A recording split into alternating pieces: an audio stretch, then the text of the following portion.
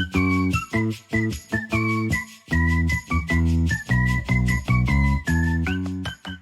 right, folks, welcome back to another edition of LFG, your unfiltered franchise education podcast. Super excited to be back. It feels like we haven't recorded one in a little bit. That just might be me, but I here am Michael Hyam. For those of you that don't know, I am Leanne Caruso's boss. Yeah, Leanne Caruso, my co-host of our podcast here. Leanne, how was your week? It was good. Pretty hectic, but good. I feel like I say the same thing every time you ask, but there's nothing exciting that really happened. We did record a bunch before the holidays, and then we took a little bit of break, and now we're kind of recording a bunch again. But yeah, all is good here. How about you? Good. All is great. Yeah, nothing too crazy. Yeah, I think from a personal standpoint, nothing wild. Just a lot going on with the show season, and got a few birthdays coming up, and I'm trying to sell my house. We don't make enough money, so I gotta I gotta sell. Times are tough, it's a bad economy. Thankfully that Justin Trudeau here north of the border is resigning or has resigned. But hopefully things will get better.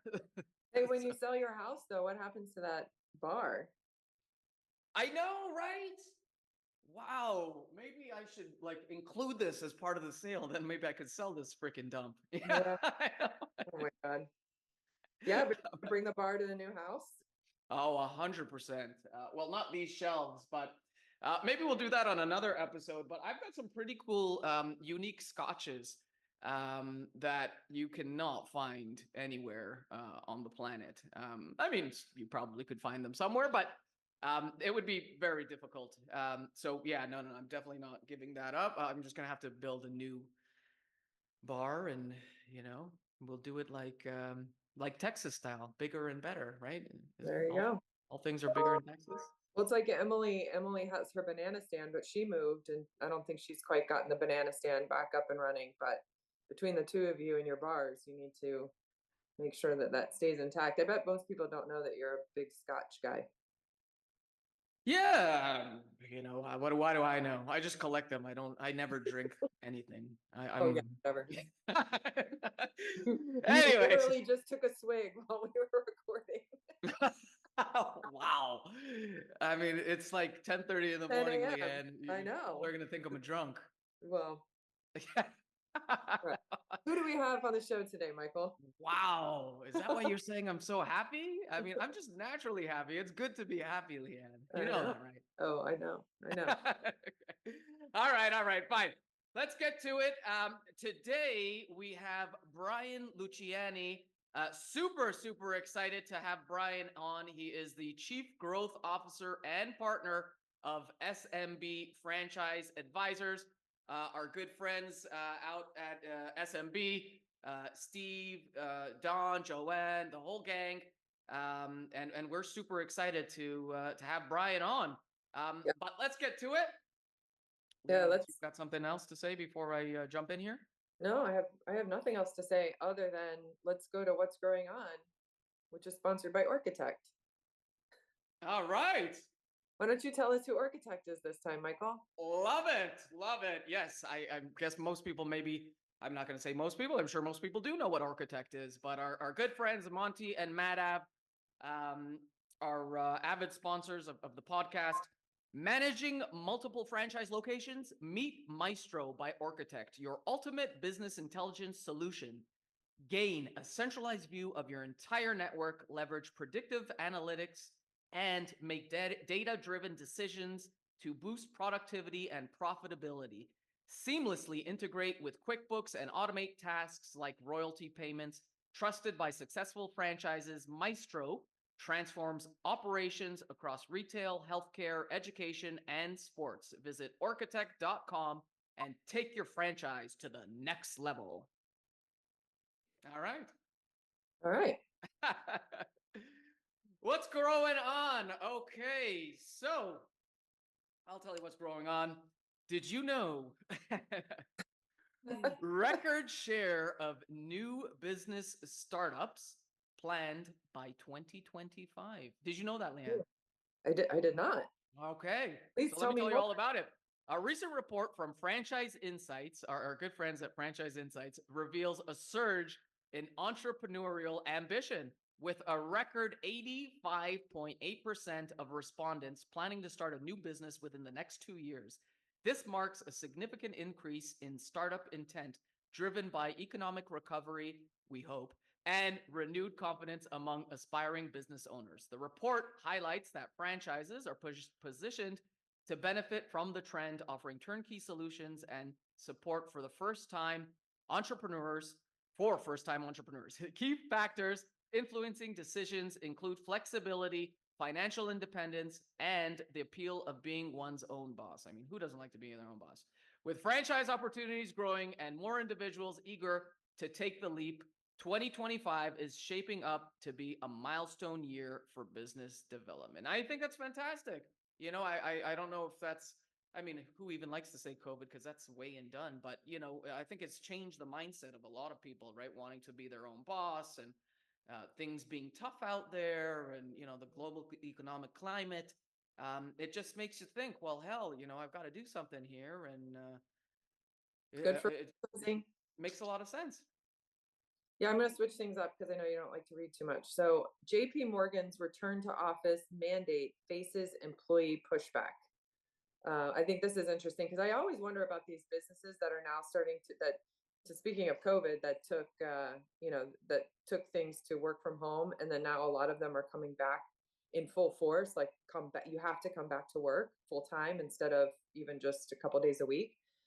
But JP Morgan Chase announced that starting March 2025, all employees will be required to return to the office full time, ending the hybrid work model adopted during the pandemic.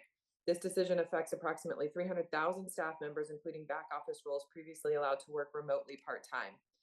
When they made the announcement, it prompted over 300 comments from employees, many expressing concern about increased commuting costs, childcare challenges, and disruption to work-life balance. And in response to the volume of feedback, the bank disabled the comment feature in the internal post. CEO Jamie Dimon, assuming that's how you say his last name, has been a strong advocate for in-person work, emphasizing benefits like enhanced collaboration and productivity. This move aligns JP Morgan with other major companies such as Amazon and AT&T that are enforcing stricter return to office policies. So, yeah. Wow. I like how they had to shut off the comments.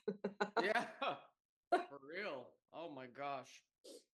All right. Well, I'm so glad I get to work from home, by the way. well, I mean, I'm my own boss, by the way.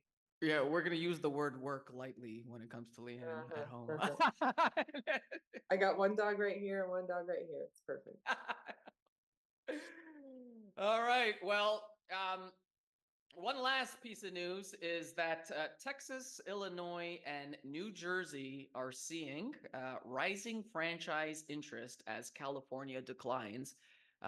No surprise there. Sorry? It's shocker. Yeah. Yeah, I mean, that's actually kind of funny. It's leading me into a bunch of thoughts, but I'll get to that in a second. But new data from Franchise Insights shows shifting trends in franchise interest across the United States. In Q3 2024, Texas, Illinois, and New Jersey experienced the largest gains in franchise inquiries, reflecting growing demand for business opportunities in these states. But interesting enough, I mean, Illinois has always been a tough state too, right? I mean, it's got the you've got to register special for it, and some people may or may not want to go in there, but obviously that state is growing, so that's pretty interesting. I know, California, unfortunately, it's just not as franchise friendly. But anyways, conversely, California saw a decline in franchise interest, signaling a potential shift in entrepreneurial focus away from the state. Texas led the way, continuing its reputation as top destination for business growth, thanks to a favorable tax environment and strong economy. Meanwhile, Illinois and New Jersey are emerging as promising markets for franchisors seeking to expand in regions with high population density and economic recovery. This geographic shift highlights evolving market dynamics as entrepreneurs explore new opportunities in diverse locations heading into 2025. Um, yeah, I mean, there's just so many people have migrated to Texas, and it's no surprise. It's so much more franchise friendly. But let me ask you this: did you know that in Canada, the states, which are the provinces, are not governed, are not regulated. You do not need to have you do not need to be registered separately in any province. Really? Yeah. You just Um, have to be registered with Canada, but not with a province, with a yeah, specific province. it's interesting, yeah, that it's Oh, just not it's not regulated by the government at all. There's a lot of different things that are kind of like in like Quebec has a charter, and there's just a set of rules, but it's not like it'll be enforced, um, but it won't be like state level. Like it'll literally, you can take someone to court, and I mean, there are certain laws that are there for, if something was a lie, or if there was some untruths, or if I was disclosed inappropriately, or if I received disclosure information from a franchisee, yeah, like certain things like that can contribute to a lawsuit, but it's not regulated by the province, and wow, yeah, it's interesting. It's quite a bit different, the disclosure than the U.S. that's interesting. I did not know that. But thanks for sharing. Oh, my pleasure. So, if you have any interesting news that you want to share, anything that's growing on in your part of the planet, then feel free to send us an email to podcast@franchiseassembly.com. And hopefully Leanne will, if she likes you, she won't hit insta delete. Wow. All right. Just depends on my mood. Let's talk All about right, Leanne. What franchise else is royals. going on? What's our next segment, Leanne? It's franchise royals. Woohoo! We love franchise royals because we love our friends in franchising. This is sponsored by Franchise Assembly, a franchise events company bringing resources and education to franchise brands and people. So this one is a little bit different. We're just wrapping up by the time this airs, Let's Grow. And so we wanted to make our franchise royals our combined franchise royals to the entire team at Tenet Financial for their support of Let's Grow 2 years in a row. They were the title sponsor of both events in Dallas, our inaugural event, and now the second one. And we cannot thank the entire team enough. Derek, Dave, Steve, Sam, Lindsay, Diane, And Lindsay number 2. and Lindsay number 2. And Lindsay Kinsey also just had a baby. So that's Mazel tov. yes. So this And is they're also a sponsor of our mastermind group. of our mastermind. Yes. So thank you, Tenet Financial, for all that you do and for your forever support. And we really appreciate it. And you are our collective royal this week. Woohoo! We love you guys, and there are amazing advocates, always contributing to the industry. They are also on the every single trade show floor, giving away free education, hosting seminars, trying to educate the community. Just so many things we could say about Tenet and the group there. You guys are fantastic, and we love your support. Thank you, Tenet. And before we head to our show and tell segment with Brian, please take a moment to learn about our podcast sponsor and the official print sponsor of Franchise Assembly, Subtle Strauss. Franchisors love Subtle Strauss because we protect their brand standard across all marketing channels. Z's love our marketing platform because they can customize, print, download, and mail brand right collateral for their local market in minutes. Want to see how it works? Connect with me, Karen Wenning, on LinkedIn. All right. We are back to show and tell. It's funny, we're talking about our backgrounds here, and yeah, my background of liquor. I mean, it might look good, but I'm sure it's much better to have Brian's background with with information and Always be branded, degrees and Michael. and diplomas.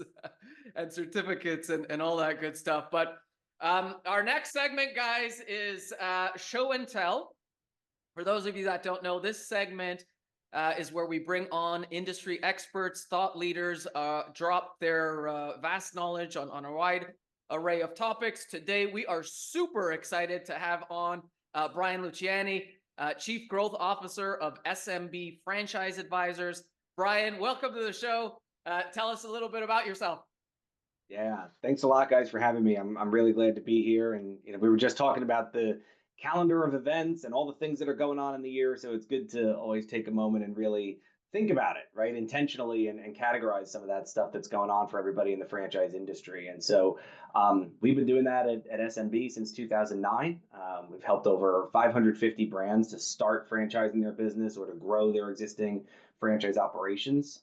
But personally, I've been around the industry since I was probably 14 years old.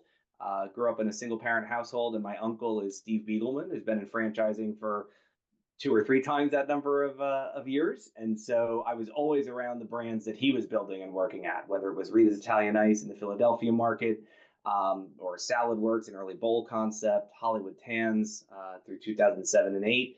And then when the company started in 2009, I was working in the background. I was in college doing some things for our clients that they never would have maybe known I existed as the company was really getting off the ground. And I had the opportunity after school to go into investment banking. And my whole family, Steve included, said, Brian, you have to go do that. That's your master's degree, right? So I did. And I took a break from, core focus in the franchise industry. And I worked for 6 years at Goldman Sachs. I worked at some startups in New York City after that. And then I ran corporate venture at Barclays, a British national bank for all the US out of New York City for 4 years. And so I kind of got tired of the way that we approach startup building, specifically in some of these, the San Francisco, the New York markets, the VC-backed, areas, venture capital-backed areas, where you talk about raising on a valuation for your idea, you go out and have some developers work on your app or your technology product, you bring it back to a strategic partner like a bank or another co-investor, and then you look to flip it into some larger corporate or IPO, right? Whatever the pathway is for that business. 90% of the stuff that came across our desk, I said no to. I just didn't think it was real. And I constantly kept coming back to the way that franchising is the most equitable and accessible model for business ownership, for entrepreneurship on the planet. You're cutting to the front of the line. You don't need to have the most amazing idea. You just need to be willing to be a part of a system, to put the right people around you and to take their support to grow, right? If you're a franchisee. And so constantly coming back to this, always being around the SMB team as we've now grown to 17 people doing all the work that we do. Was really important to me to kind of say, all right, it's time to go make a difference, and bring some of that knowledge base right back into the franchise industry, where now private equity has become so prolific and some of these other investor focused opportunities because of how great the model is, right? So let's make it a flywheel up. It's kind of how we look at all our client work now, and for the last 2 years, that's been all that I've been focused on. That's fantastic. Yeah, no, I've known Steve and SMB for a super long time, and you guys do a great job. I'm from firsthand, I can tell you that the sentiment out there in the industry is that you guys are top notch, at what you do, and it's just a nice thing to hear, because you might not hear that all the time, or maybe you do, but really it's what's known out there, because there are a lot of other companies that franchise businesses and do things like that, and you guys are just known as top notch in the industry as a whole. So that's really cool. Thank you. That's great. My team will be very glad to hear that. Yeah. I can take no credit for it. My team will be very glad to hear it. So Yeah. outside, so we touched a little bit about so you guys create franchise brands out of companies. Is there more to it? What else do you guys do? Are you also part of the, once they launch, do you do franchise development? Do you do sales at all? I'm not 100% on all those different things that you touch on. Yeah, well, and to your point, there's some folks out there who do everything. They'll sell your franchise, they'll make direct investment, they'll do all this different stuff. And then there's some who were more bespoke, right? And I consider us kind of in the middle, but really a boutique. So everybody is going to work on the project from a team perspective. You don't get 1 or 2 people helping you where one guy's great at financials but not great at marketing, and they're just going to figure it all out, right? You're going to get a CMO and a CFO and a chief technology officer and really fractional executive sort of team support out of the whole group at SMB. But there's three sort of tracks that we run. With my tech hat back on, it's very accelerator model driven. So off of a certain time horizon, 6 months, 10 months, 12 months, based on a client's need or their business maturity. We look at a couple different things. The first thing that we can do is really help you to prepare to be ready to franchise the business. So is your corporate business something that is mature enough for the franchise model? And there's some factors that we look at to help determine that, and then can also offer support or some of the relationships we have in whether it be the franchise industry or specifically around restaurant readiness, some of these other areas that are really useful to our clients to have directly before they even start the franchise process. The core of what we do is definitely the franchise launch. It's a 6 or 12-month accelerator program to get everything done to create a franchise disclosure document, work with your franchise attorney on deal terms and all these other factors, as you guys know, that go into creating what the offering should be. And then once we know what that is, marketing, branding, and sales, building the top of funnel, working through the avatar, the perfect business owner. They're not you if you're the founder. They're not going to go out on their own and forge it and do it. They're going to be system and process people that really resonate with what your problem or your passion was that helped you define the business when you got started. So we do a lot of that work around brand discovery and supporting creating those assets. And then all of the operations, compliance, manual writing, training program, curriculum, those kinds of things that say, once I'm in, what is the secret sauce? And how are you supporting me? And how do I make sure I'm successful? And that all kind of is encompassed in that, real view of the franchise launch. It's not one or two things. We're not going to sell the franchises for you. We're going to support you and coach you on a custom sales process based on that avatar to get the right people and the right channel development, whether it's trade shows, whether it's broker networks. Sometimes they outsource to a franchise sales organization. Whatever those connectivity and relationships are, we're going to look at really specifically on the client's need basis. And then the last part of what we do for sort of programmatically is grow. You're a franchisor with 3 units. You started because you knew your brother wanted one, and then your neighbor wanted one, and then somebody moved from Austin, Texas to Denver, and they said, I really miss my, gymnastics school. I need to open one of these here. I've always wanted to be my own boss. Great. You've got 3, 4, 5 franchises open. How do you get to 20? How do you get to 50? How do you get to 100 plus? And based on our experience sort of supporting teams, not only supplanting them with, a fractional CMO or CTO or something like that, but really supporting the existing infrastructure as you grow. We could be very, very custom there around the solutions that a franchisor needs to get to the next level. I love that because, one of the reasons that we created Let's Grow is because we both work with franchise brands who are a lot of times emerging or micro emerging, and they become a franchise, but they don't have systems, processes, and they don't know what to do next. Yeah. So to have somebody come in and be able to provide them like stepping stones and a foundation and processes of what they need to do to succeed, I think a lot of franchise brands miss out on that opportunity. So I love that you can kind of give them a full view of what's needed in order to be successful, because I think that's why a lot of franchise brands fail. They don't have all of those things in place, and they don't know what they need and how they, what they need to do to make it happen. So I love that. So when you guys bring businesses in, what kind of businesses are you looking for, or what do they have to, have in place in order for them to be a good candidate to work with SMB? Yeah, we've worked in over 100 categories. So we've got a core restaurant team that kind of focuses on some of that stuff. But I love the funky stuff, stuff that's really different, or it's a new product or a new system, and it's all about getting it out into these local communities right across the country. So category or sub-industry really is not a focus for us, because we're never going to know how to make a better pizza or cut better hair. But we are going to know franchising, right? And support you with that new business venture perspective. So we really look for, in the core of the operation, at least a year in operation with the model that you want to franchise. Saying to somebody, hey, I can show you my seasonal P&Ls. I have a full service restaurant that I've got for 10 years, but I opened my QSR concept 16 months ago, and now I'm ready to franchise that because I've figured that here is a full year's worth of the business cycle, the day parts that work? Is there holiday seasonality? Are you in a market? Maybe I'm from New Jersey. Are you at the Jersey Shore and you're only open May to October, but you're doing a real business May to October, right? So kind of focusing on those things that are core to the business from at least a 12-month sort of time horizon. Um, the other ones are a little more qualitative, the quality of the team and the support capabilities. What are they currently doing? Do they have a manager? Are they in the business every day? Or are they already sort of signaling, I want to work on the business? Hopefully it's the latter. And so then we can continue to coach and support that. And then lastly, the ability to invest in the franchise process. Franchising is not something that you can throw 20 or 50 grand at and be like, all right, I did it. That's awesome. What's next? Now what? Now I sell one and pay myself back, right? It's a conscious decision to reinvest in the business and the growth. And it's not a marathon. It shouldn't take you, 20 years to see some of those hurdles crossed, but it is definitely a sprint. You're going to have your head down. You're going to work hard. You're going to work fast. And so being able to support you to do that is something that we look for, not only when we're selecting candidates to work with us. We only take about 50 new clients a year. We're pretty selective.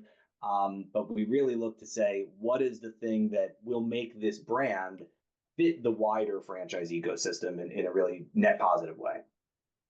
It makes a lot of sense. And so on an individual level, to Leanne's point, I mean, we get so many people and that don't necessarily know what to do next. And of course, because if you're making pizza, I mean, I'm not saying that the owner is the pizza maker, but sometimes transitioning into now trying to sell franchises, it can be difficult, right? On any level, it doesn't matter what industry. I just happen to mention pizza, but is there something that makes a candidate more successful than another?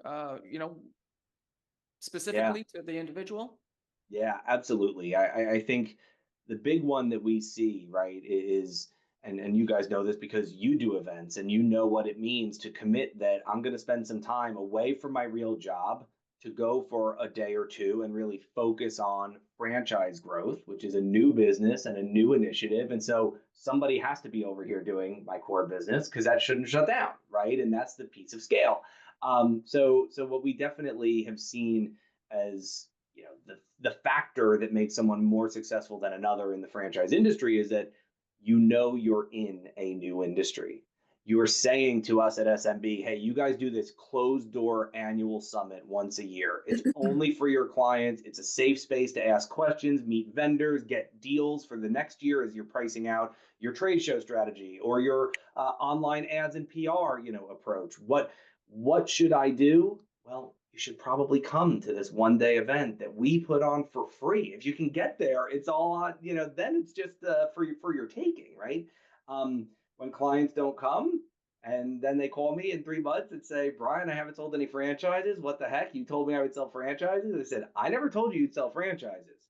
I told you there'd be the opportunity to grow in the industry, to learn about what it means to offer your business for sale. And we have the bat phone. Call us anytime. Our trademark is it's all about the relationship. I'm Italian from New Jersey. Once you're in the family, you can't get out, guys. But you got to put in the effort, right? You got to put in the effort. So that's one of those things is a red flag for somebody who might not be all in or think they know too much or everything or have too big of an ego. What are some other red flags of people, of I guess maybe traits or businesses that aren't quite ready? Yeah.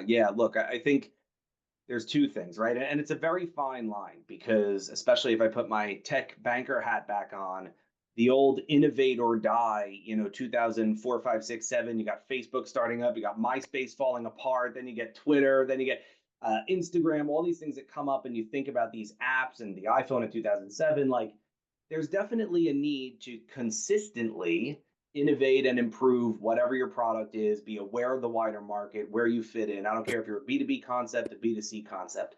But there is also the need to not dilute yourself or lack of focus on any one thing that is going to be core to your growth. And so when you decide you're going to franchise, focus on it, please, right? And make it an effort and be serious about the fact that there's people to help you, but you're going to have to be really focused on that now, not just going off in the shiny new object direction and innovating your business sort of out of the core lane that really works, right?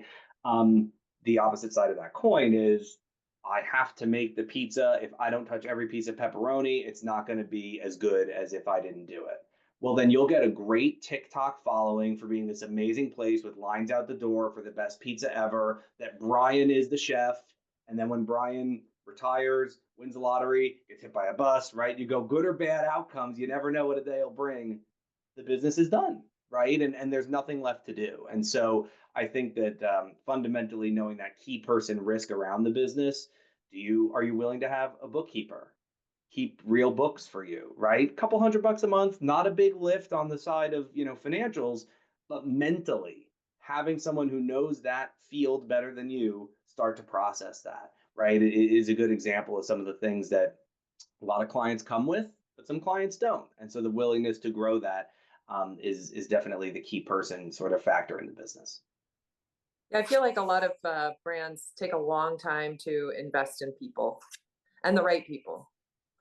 And it's not just, to your point, it's not just when they have franchisees and they're going, oh, do I want to pick this person? Do I want to award this franchise or not?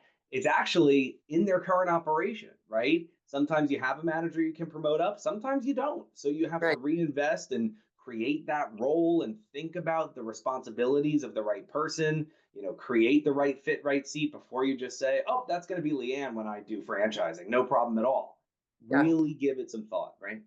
Yeah, I noticed a lot of people, at least on the marketing side that I see, that they've got a director of marketing or a marketing coordinator who grew with the brand. I mean, helped them get to where they are, and they're so loyal to them, but they might not be ready. They might not be the right person for the next step. And I think that that's such a hard decision for them to make. And because they're not a franchise marketer, or they don't understand franchise strategy, but they're so loyal for helping them get to a point. So yeah, I think the people part of all of the franchise growth side of what you do is always just so interesting. Yeah. I tell our clients all the time, right? It's one of those value add things that, it's not on the engagement letter when you work with SMB, but as you get to know us and you're in a process in month, 6 and 10 and 12, and then, for life, we're just seeing you at events, we're helping you with media training and doing some of those ad hoc things. Let's talk about the job description before you throw it up online, right? Give us a call. Stay engaged, but you're in the industry now. So we want to see you and know what these things are and develop that relationship and talk you through it, because you're exactly right. A lot of folks come to us and go, especially in the grow category, right? They've got a couple franchisees and they're like, oh man, I really need a COO or a VP of ops. And I'm like, no, you don't. You need a half the price of that field operations coordinator, operations manager, training facilitator, like boots on the ground person who's going to actually support the franchisees and go hear from them to report to you what you then should be informed about to make the next decision, right? So don't just go and do some of this stuff because you think you have to, or promote up, frankly, because you think you should. Love it. I'm going to put you on the spot for a second here, Brian, and you don't have to answer, but at our last podcast, one of the things we were chatting about was, and you being someone who franchises businesses, was should a franchise have a different website for franchise development as opposed to their regular site? Which side of the coin do you fall on? Yeah, that's a great question. And you should ask everyone that for the year and then tie them together. I'm really curious what the insights are here. Look, we have advised you definitely want it to be different because you have a different audience.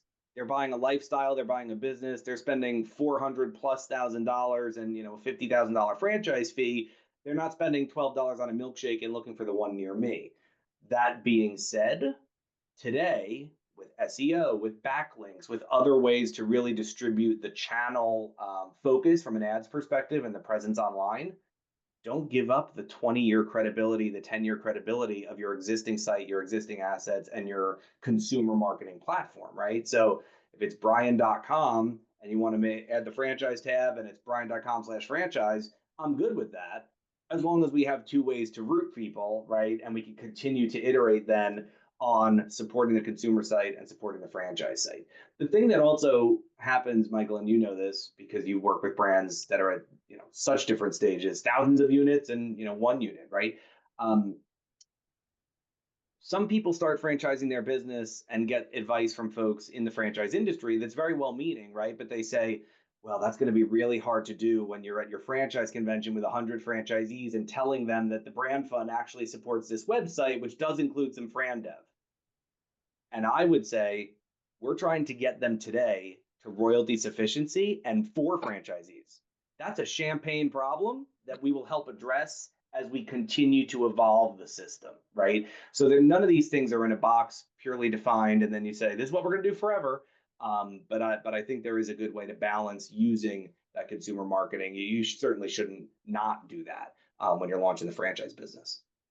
So true, so true.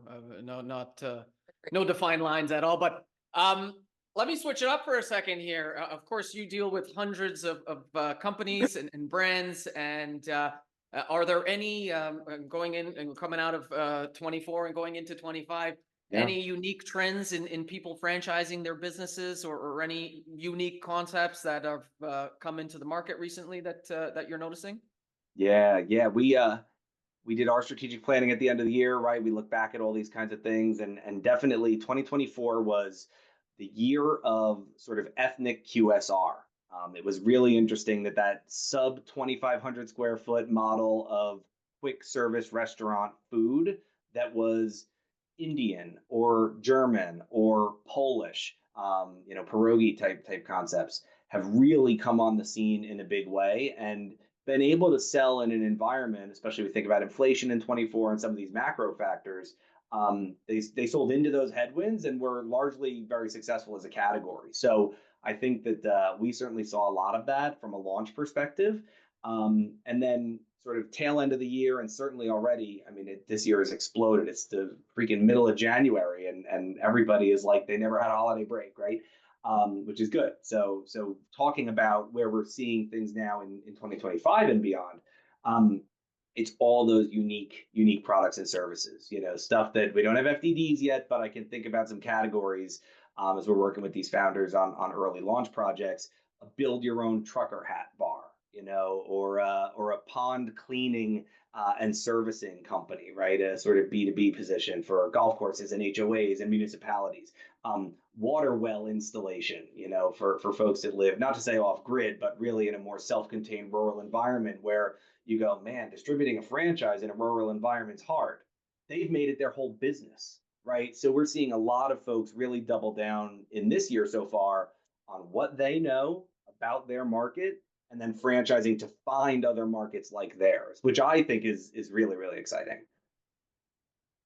I think it's so cool to hear some of the unique concepts that come out, but so non-unique, but big ones. You guys have some big ones under your belt, like Lawn Doctor, Canine Resorts, the Goddard School.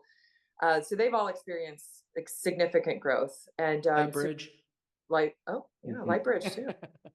Can you share a success story? Because I'm sure you have tons of them, but does any specific one stand out for you? Oh my goodness. Yeah, I think we have been really lucky that part of our client selection process is validating that fit for the franchise industry, right? We were looking at the beginning of 24 at data from 23, and compared to the data from the International Franchise Association, our clients at SMB sold almost twice as many franchises as the industry average and registered in more states. So when you look at compliance, when you look at growth, when you look at just, again, the sort of culture around these brands, it was really good to see that on the whole, we're in the upper end of the bell curve from a client perspective, and we're really, really proud of that. One that comes to mind for me has recently platformed up, and it's called Clean Brands. And so we helped Kevin when he was the CEO of Lapels Dry Cleaning, to really bring the franchise system together and then really support the growth long term.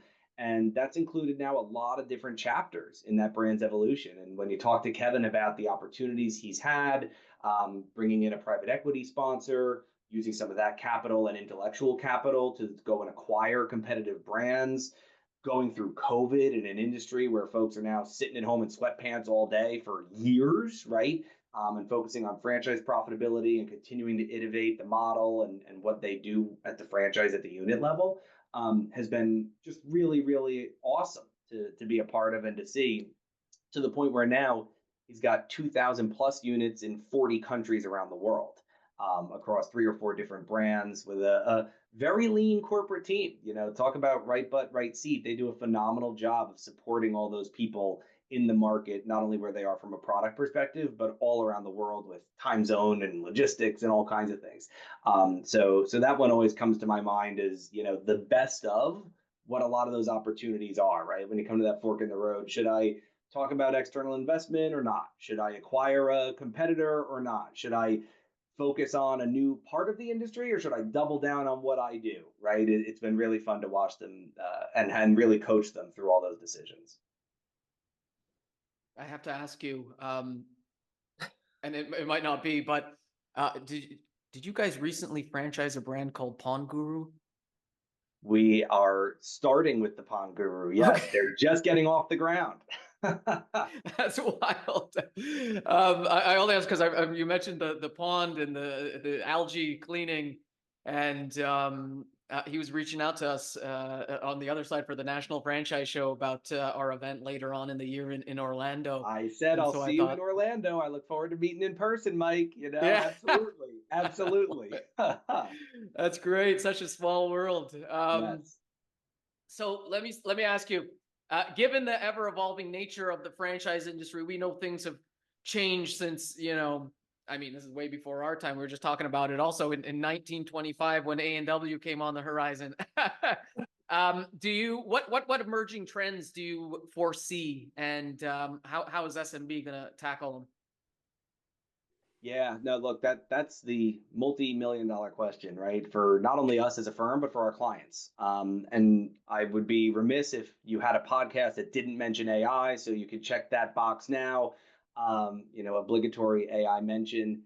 AI is not a tool, right? It's not a thing that you can take like a hammer and then put pressure against something like a nail and make it happen. I really compare it much more to what consumer credit access in the 1950s did to the financial markets when you had Macy's and Sears create, consumer credit cards, which then became sort of a scoring mechanism for other factors in a person's life, such as home ownership qualification and vehicle loan and all these other things, right?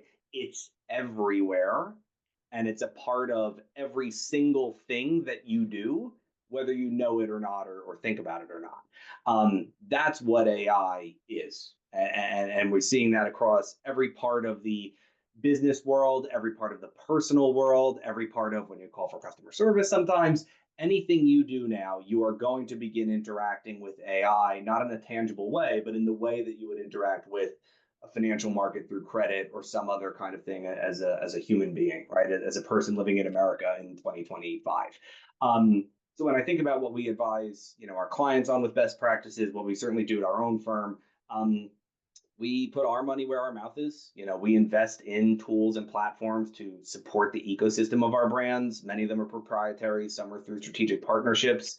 And we really focus on how to use some of these tools for maximum efficiency of time, not diluting the core of your mission, your vision, your values, your brand, the thing that's really special about you, which is what you want to grow through franchising. So it's really, what I call, we just brought on an executive coach to just do franchise coaching because we see the need for folks who are going from founder of their business to CEO of a franchise company. And some founders along the journey go, man, that is not me. Let's hire a CEO and let's, I'll be the visionary, the board person, the founder role. I'll support some franchise sales. But really kind of coaching through that process is something where training program management, the deployment of that, everybody is using this today to figure their stuff out. They're not looking at, a printed operations manual and a 3-ring binder. So really finding ways to make sure that AI at a high level, but technology kind of in its core is continuing to support the brands that we launch, as the nature of the industry continues to just make it available.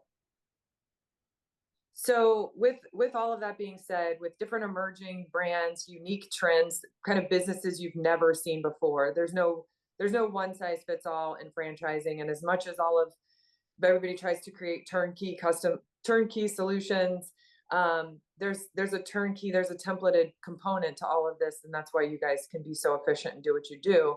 But everybody's in a different phase, everybody has a different industry, concepts you've never seen before or heard of. So how do you guys customize a plan that, helps set them up for success? Like, and I know that you've got great people on the team, and all of the pieces that people to help move it forward. But so what are some of the key elements that help customize these programs? So because we don't focus on one size fits all, to your point, Leanne, we really want to be custom with the deliverable items.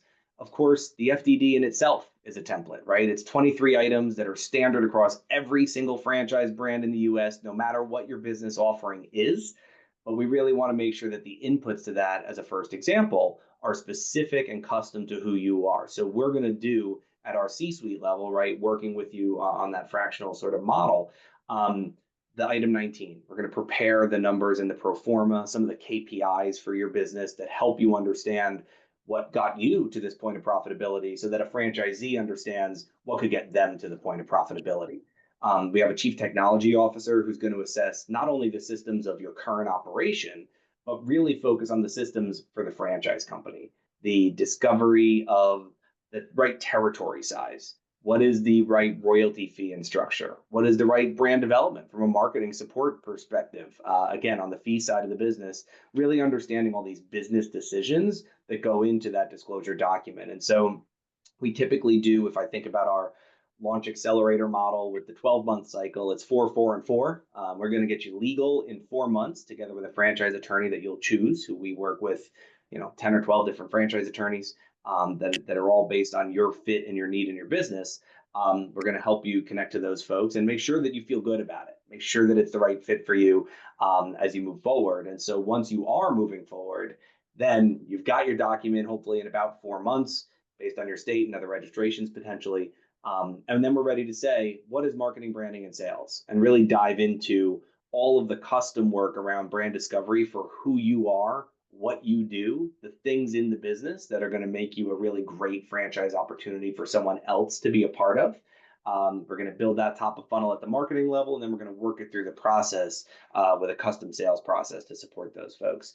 And also build the discovery day presentation, confirmation day presentation, some of these other creative assets for trade shows, pop-up banners, business cards with QR codes. Do you need, window clings or van wraps? We're going to look at this kind of holistically based on your business and be able to provide all that in the program.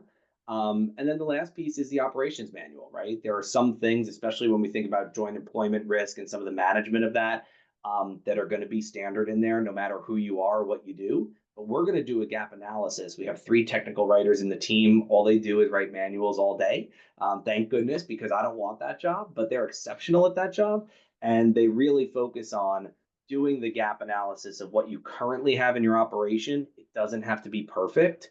It just has to be something that we start to learn from to inform how you'll speak to your franchisees and how you'll train your franchisees who go train their employees, right? And really focus on making sure that the model is effective that way, but it's all based on your brand. So I always like to say, you're not going to get a 50-page operations manual from us that's clearly a fill in the blank, right? This is going to be a custom document, maybe 200 to 400 pages based on your concept and some of the exhibit work that you need for a training program. Love it. Love it. Yeah, sounds like you guys have it down to a science. And art, more art than science, but And yes. art. So we're running out of time here, but I do want to ask you one last question, Brian. As the Chief Growth Officer, what is your vision for the future of SMB? I mean, I've been following you guys around for a long time. Plans on driving growth and innovation. Any thoughts? Yeah. Look, it's something that really excites us. And, when I look at sort of where we've gotten to, it hasn't been by accident, right? It's been by intention of saying, we need someone to start doing this because our clients need it, or we need someone to start doing this because our firm needs it. And as we've focused on investing in some of those technology pieces I mentioned earlier, whether it's AI driven or not, have all been really about marrying the human connection and the relationship, not only in the franchise industry, but just in our team, in our clients, in our approach to our clients, with that level of skill and support. So it's all about, for me, continuing to make sure that the technology does not overtake the sort of humanness that has made SMB SMB. That being said, we also look at service level. So being able to add, for example, Shannon Wilburn in our team as an executive coach for franchise founders, doing that CEO bridging, right? Working on all these other things that we were never able to do before because our team has other content areas, right? So looking at the content areas that founders need is something that always excites me, so that we can continue to address those needs as our founders change and their profiles change over time. And lastly, I'll say, the opportunity when we look at long-term support and growth to really be unique because of where we sit in the top of the funnel for all these new brands that are starting to franchise their business. And so in 2023, SMB launched a new division called Stadium Ventures, where we actually support the growth from a financial perspective of our franchisors. Given my background in banking, the team's connection of over, I think it's 430 aggregate years in the franchise industry, really being able to support and leverage those relationships and connectivity to grow brands in a different way when they say, it's for me long term, this is what I want to do, how do I get there, help, right? It's nice to be able to offer a full suite of service when they're already in the ecosystem, and our ecosystem then of vendors and partners and network and support continues to grow as well in that new vertical. Oh, that's really great. I didn't know about that. That's exciting. Hot off the press. Yeah. Breaking news here first. You heard it That's here right. first. That's right. That's so cool. Well, Brian, thank you so much for coming on the show and for sharing all of this great information. I think it's pretty obvious we're big fans of SMB and have been for a very long time. So I think bringing you on was a good addition for everyone. So how do people find out more about SMB and if they wanted to get in touch with you? Yeah, please get in touch. Please ask us questions. It's free consultation, it's free advice, but it's worth what you pay. Please, LinkedIn, YouTube, Instagram, certainly our website, smbfranchising.com. I'm Brian if you want to shoot an email off. Would love to find time to chat about anything that you're looking at growing in your business. Yeah, I've noticed you guys doing a lot more content, a lot more video. So you practice what you preach. I think it's really great. So yeah, thank you. All right, Brian, thanks so much. I'll talk to you soon. Thank All you, right, Brian. guys. Thanks for coming on. Bye-bye. Bye. That was amazing. Brian, a wealth of knowledge. Absolutely love it. SMB, guys, SMB Franchising. Look them up. They are a great group of professionals. Brian, that was fantastic. Can't say enough. Leanne, what did you think? Yeah, I love Brian. He seems he's newer to the team, right? Yeah, Brian came on to my knowledge, a couple of years ago. Yeah, very, very super knowledgeable. I don't know how long Brian's been in franchising. Might have been, who knows how long, a long time, I'm sure, but yeah. He was a good addition to the team, and we love everybody over at SMB. So thanks for letting us borrow Brian for an hour for our podcast, and let's talk about where we're going to be. It's franchise. It's travel season now. It's conference season. That is right. Where are our next segment, of course, is Franchise Mingle. And I say, of course, for those of you that follow our podcast, Franchise Mingle is sponsored by the National Franchise Show. And we have the IFA coming up February 10th through to the 13th in Las Vegas. Well, at the Mandalay Bay, and Leanne and I will both be there. Technically, when this airs, we are in Vegas as we speak. Oh, there you go. So yes, we are in Vegas right now, of course. We are in booth 637, I think. It's definitely in the 600 aisle, but yeah, if you go to like 37, you'll probably find me there, because Leanne is a dove and just likes to flounder around and makes me do all the work while she's flying around. But yes, you can come find us. We're in the 600 aisle, probably around 637 at IFA. But coming up right after IFA is our show in Nashville, the National Franchise Show. That's happening on the 22nd and 23rd. Super excited to bring the National Franchise Show to Nashville. And then of course, we have our Hello Mastermind Spring Retreat for both Fran Dev and marketing executives. That is also coming up in Nashville, April 30th through to May 2nd. And if you don't know about our mastermind program, please reach out and we'll tell you more. Everybody loves it. And I'm not just saying that.